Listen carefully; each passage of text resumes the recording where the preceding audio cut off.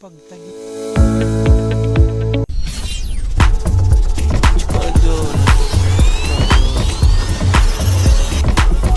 So ngayon, magpainom tayo ng baka. Tugway tayo ng baka.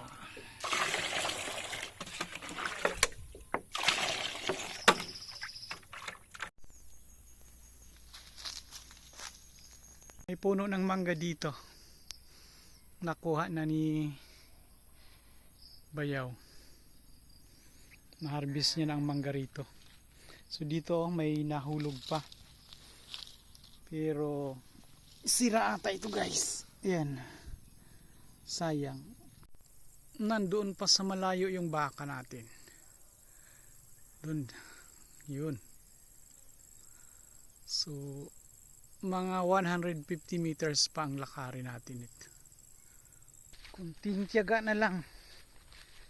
Uulan na rin. Mahirap kasi maghanap ng pakainin.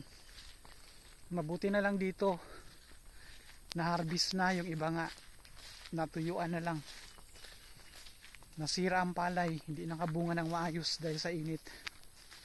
Ito ngayon, yung hinarvest yung pulo-pulo na lang. Pili-pili na lang pag-harvest. Ayun siya.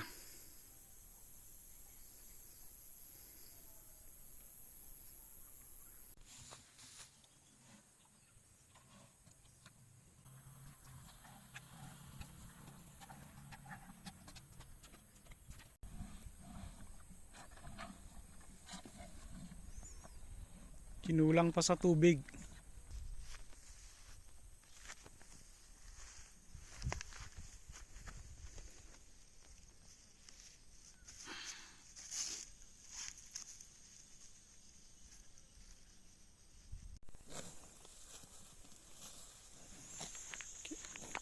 So dito na natin siya tinali.